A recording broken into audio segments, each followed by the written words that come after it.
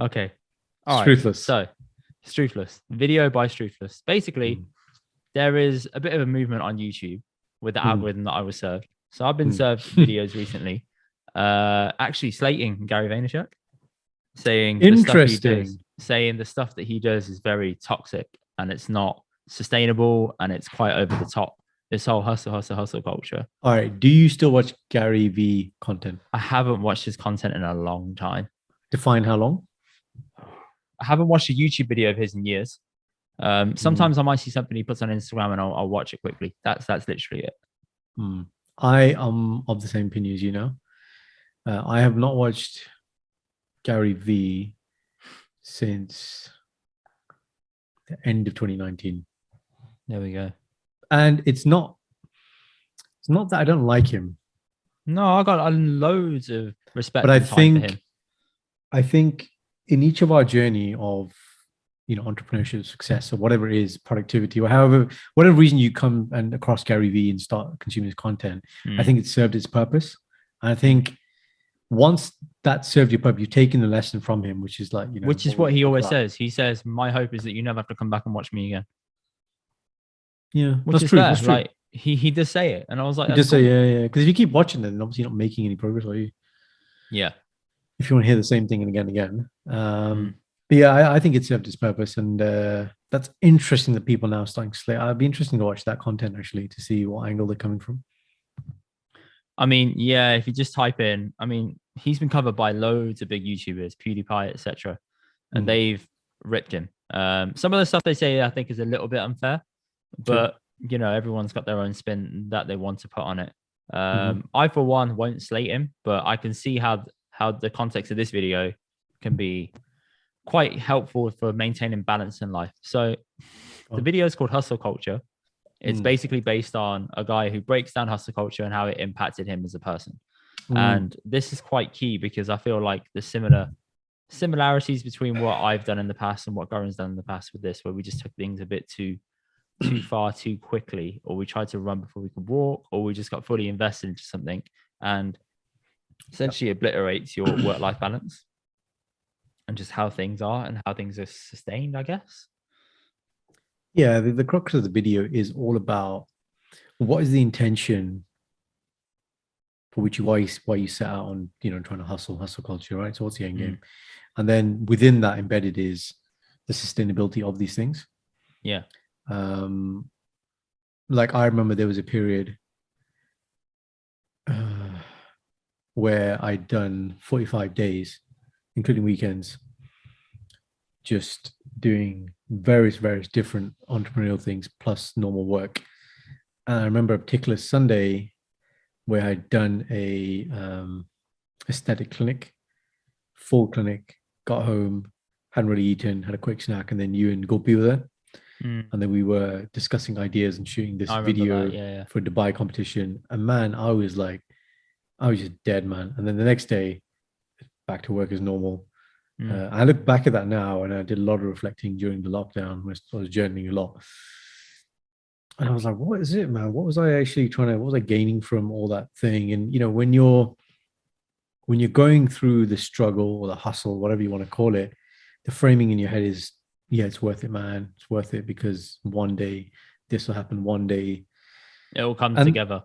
yeah, that day doesn't come, and when it doesn't come, then you feel even more shit because you're just like, oh, okay, so what have I been trading my time, energy, and effort for, and sacrificing when I could have been, you know, being happy and having that balance. And I think the best thing I liked about his video is this whole thing about you can be successful, whatever your definition of success is, and not all, and have a, do normal stuff in your life, have a balanced life. Which in essence, yeah, is the biggest takeaway out the video. I did like how he sort of said the hustle culture does work. Yeah. He did it for 3 years straight or something, didn't he? And he said it Yeah. does work, but Mm. it comes at a great cost. And that great cost is all your spare time. There's like feelings of guilt when you want to go out, all these things. Mm. So you just need to Burnout, keep it, yeah. So, mental so you need to keep it clarity. all in Yeah. check. And Mm. one thing that he also mentioned, which is quite key, is that he used the hustle thing to get away from his feelings and emotions towards certain things in life, just as like a bit of a runaway addiction. And I was like, oh, I can definitely see how that happens. I mean, I for one have done that. I've jumped into something loads of times, and I've just been like, I'm just going to jump into this, focus on this. It'll be perfect. Everything's fine, and you just run away from all your problems, right? And initially, it feels so It good, does doesn't feel it? good because it feels like, oh, I'm making progress. Because if you're going from being in a slump of doing fuck all and you start being semi-productive, it's a great feeling. Mm. And then after It that, you're is. like, oh, Yeah. okay, I need to then take it to another level. I need to do this all the time. Yeah, and the problem is, it's if we use the gym analogy, like if you are like zero, right, you start lifting, your Mm. gains are like pew, like this, and you're like, man, Yeah, it's I'm called gain, newbie gain, gain, gains. Yeah, yeah. newbie gains, right? And then you get to the bit where it plateaus, and it's all about like diminishing returns, and you're very slow incremental growth. Yeah. So I know when I started one company, and I was like, oh, and I started second company, I was like, man, I started two companies, man. But when you start companies, there is very little to do, Yeah. but It's at the just you start, started it, you logged it in company's house. Did you yeah, know and in you're like, company's man, house, by the way, you can uh, write down any name and they don't check it? really, I didn't know that. Yeah, I mean, as yeah, long yeah, as no one else apparently. has taken it. So I know we didn't want to talk about Russia, but I was watching a Okay. video called Led by Yeah. Donkeys, and it shows you how it sort of exposes how Russian money manages to get into the UK really easily. Right. And when you set up a company in company's house, you can just set it up under false names and people don't check it. And you just set it up quickly, the paperwork gets done and given to you. So some Sorry, of you on them are about? like Are you on about obscene. the name of the company? No, the names of the directors of the company. No, when you set up company's house, you have to provide your passport. I had to do it for all my companies. I might have got this wrong then. Maybe. Yeah. Hmm. You have to be verified.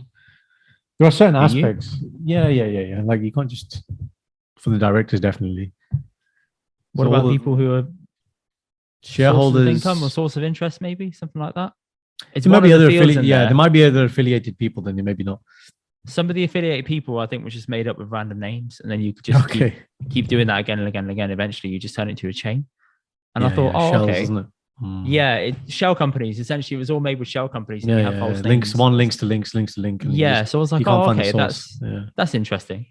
So, yeah, it is possible to get around things in that way. But you were saying when you set up a company, there's not much to do. Yeah, exactly. So, but then when once I started getting very busy, and then I realized, like, shit, man, this is a lot of work. And at the start, it seemed really fun, Mm, right? And you jump into things because now, for me personally speaking, it was okay, brown kid, Punjabi kid, become a doctor, fine, done, nailed it. I feel a bit bored, a bit of a void. I still want to do much more. I'm surrounded by this whole entrepreneur mindset, yeah, yeah, passive income. The whole generation is obsessed passive income generation. It's like the thing. And I was no different. So I was like, well, how do I do that? Well, I'd read Rich Dad Poor Dad, Left Side, the Right Side. And if you've read this book, Indy, or you haven't read this book. Okay, right. Basically, put the premise of the whole book can be simplified into a simple diagram with four quadrants. Okay. mm, So if you think about this in your head when I'm talking about it, the top left was an E, standard for employed. yeah. The bottom left was S, small business owner or self-employed. Mm-hmm, The top right was big business, mm-hmm, and the bottom right was investor. And mm-hmm. basically, what he said in the book is he was like 95% of people spend their life on the left side, right? He said the problem with the left side is if you're employed, you're taxed at source, which means the more, say even if you're on, I don't know, 200 grand a year, majority of that, if you look at the UK tax structure, it gets lost in tax. Okay, your Yeah, tax at source. Then he said the self-employed, the small business. So if you think about a shopkeeper, he always talks about shopkeeper. A lot of money you can make, but if you're not there, there's no money being made. It's all dependent on you. Lots of hours, lots of hustling, 7 days a week. Hard to upscale to scale. So he said the 5% live on the right, right? And the 5% are having a business and being an investor. So I read that book and I was like, and the premise of the book is based on property. That's the whole thing. His thing is about property as a strategy. And I was like, well, how can I do the B and the I? So that's why I set up businesses essentially. And then I was like, yeah, okay, I want to invest. So I started investing in lots of different things. And so it all seemed like, yeah, this is what you need to do. But without knowing how much time, effort, and energy, and would it even make me happy? Did it align with my values? That's not something I looked at that time. I was like, this can make money. I'm good at most things. I will do this. Was kind of my thinking and thought process yeah, without really checking. A, am I spreading myself too thin? And I definitely did that. And but now, the benefit of having done that then, I'm happy I've done it then, is there's no FOMO. Mm. There's like zero, There's nothing to like, worry about now, and you sort of got to. oh It's just man, I'm clear what I'm good at. I'm clear which businesses I want to scale and I'm working up. I'm clear where my time, F and energy goes. People come in with a business idea now. It's like, mate, this isn't in line with the values. Thank you, bye bye. Go. Zero, like, kind of, oh, I wish I'd done that. Oh, there's no temptation anymore. mm. And I'm really clear about where my time, F and energy need to go. See, podcast, when you look at the podcast as an example, it's like, okay, it'd be nice if the podcast had a monetary output. Okay. And the goal one day is that it will have that. But it doesn't serve that purpose now. But that's okay because it's not filling that part of my human need, my value system here. Yeah. Yeah. And as long as it fulfills that as a primary, then that secondary thing can be later down the line thing.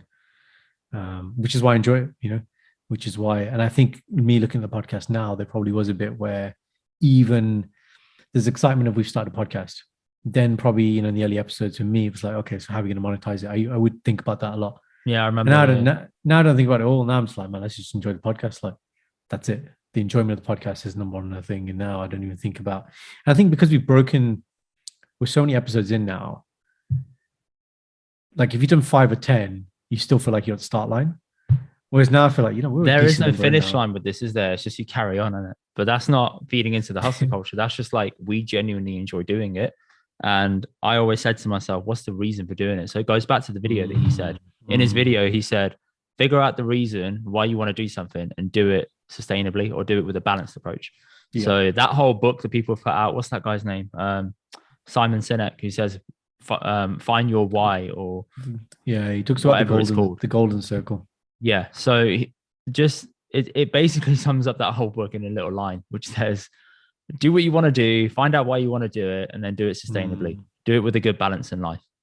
Because otherwise you're gonna burn out quicker. He said burnout's inevitable. You're gonna do that quickly. But this whole hustle culture of doing things again and again consistently, perfectly, non-stop, keep going, don't take a break, carry on, bleed through your eyes, don't sleep. Like, no, all of that stuff gets quite dangerous, especially for someone like him, where he said hustling was his enabler to get away from a lot of things he hadn't dealt with inside him. And I was like, oh, that's actually quite good to know, because I know if I have an issue going on, I push it to the side, right? I really push it to the side and I'll just dive into something else and I'll pretend like nothing's wrong. And it's only when I get exhausted, I'm like, oh, okay, I'll figure out why I'm exhausted. And then it's sort of understand that now. This is why. And I've done that about a good 15, 20 times in life. And now I'm better off understanding and dissecting why I'm upset about something straight away, instead of trying to pipe it in. Is that not even a phrase? Pipe it in, hold it in, shove it all back in, and just hope it's all going to be all right and just cling on to it. Yeah. And another thing, I've learned from this whole, burning out from the stuff I was doing is a lot of it comes from our inability to say no. Yeah, there is that for sure. We innately do not like doing that, and therefore we accept more things than we should accept. And, for the first time in 5 years this year, in January, I had a different, my approach normally in January is to go ham. Christmas is normally chill anyway. Yeah. So as January comes, man, but this year I was like, actually, the thing I need to grow out this year is the coaching. So how does the coaching grow? Well, the coaching grows if I can be speaking regularly from a stage or a virtual stage about what I do from a coaching perspective, getting people on the program, and having a webinar-based funnel. And I was like, that's it. That's all I need to do this year. There is nothing else that I need to do. And I was like, that's actually quite liberating. So now my time is actually spent on doing those things rather than trying to having too many, what we call in our world, open cycles. You open all these cycles, you don't close them. Then you have incompletion. Incompletion is a really bad feeling. Closing cycles is a very good feeling. Like now, for the listeners, it's like, think about a to-do list, but now think about you had 20 to-do lists at the same time. Those are too many open cycles and you're not finishing anything. So getting completion in something before moving on, yes, you can have a few things on the go, but having lots of things on the go, bad. You will not feel good, right? Sometimes when I'm in that state of too many things that I need to do, I'll start thinking of my day-to-day tasks as a to-do list. And then I feel good about completing that. I can then complete something a little bit bigger, a little bit bigger, a little bit bigger. I can't do every big thing at once. I've got to be like, okay, today I woke up and I made food. That's a task. I went for a walk. That's a task. I set up micro That's a task. like little wins. I'm like, oh, okay, that's all good shit, right? Little wins add up to big wins in themselves. Number two, that you're doing what we call avalanching. So you do the small things that then build up and make a big thing, right? That's exactly the phrase. Yeah, and it's now from a productivity point of view, and it's the same actually when that model is the same for debt management. So there's two approaches to say I don't know, you owe £10,000, right? Across various forms of debt. One approach is you pay all the little small debts first. Yeah. Okay, because you build up momentum, you're feeling good, I'm paying off. Then you tackle the big one. And then the other approach is that you tackle the big one first, big step first, right? And it's the same with to-do lists. So when we look at it, Pareto principle, 80% of your results are going to come from 20% of your efforts. And normally of that 20%, you should focus on the biggest thing first. But what's that again? Say that again. 80%, 20% what? It's the 80-20 rule or the Pareto principle. So in any company, 80% of the money, let's say, it's easier when you use money, is made by 20% of the people. Right. The top people at the top are making most of the money. So what this guy showed, I think he was a economist. He was saying that principle can apply to anything in your life. So you look at any pursuit of anything. Let's say my shoulder gains, right? 80% of my it's all about shoulder gains, mate. 80% of the way my shoulders look strength-wise, okay, is going to come from 20% of my efforts. But what he was going on about is you need to be able to identify what that key 20% is and focus on that. That was his point. So when we look at a big to-do list, it's like, okay, where are most of my results going to come from? What is the most important thing? But usually the most important thing is the biggest thing, right? And I, like you, when I look at the list, I like a few little wins under my belt first, right? Yep. And then I'm like, right, let's attack the big boy. Then I can take a stab at the big one. Yep. Nothing's wrong as long as you don't just have a day full of little wins. What I used to do is like I do my little things and then create more little things before doing the big thing. I'm like, because I got through this so quickly, I'll just need to procrastinate to a new level. Yeah. And you got to remember, when you're efficient like I am, you can efficiently procrastinate, and that's very dangerous. Okay. So then I do things. Efficiently procrastinate. Holy shit, man. Like, yeah, I take things which are on my next week to-do list, or I batched. I just start doing them now. I'm like, yeah, bring this in. I'll just do this now. I'll contact this person. I don't speak for 6 months, but I'll just speak to him now anyway, because I got time. So that is very dangerous as well. And something that actually served me really well that I do at the moment is, I have this concept of 3 critical tasks every day. What are my 3 critical tasks I need to achieve today? And beyond that, I delegate it out, or I don't need to do it. So this isn't my to-do list. That's different. Those little things will exist, but normally the little small things. Yeah, they get batched into sort of one day where I'll do them.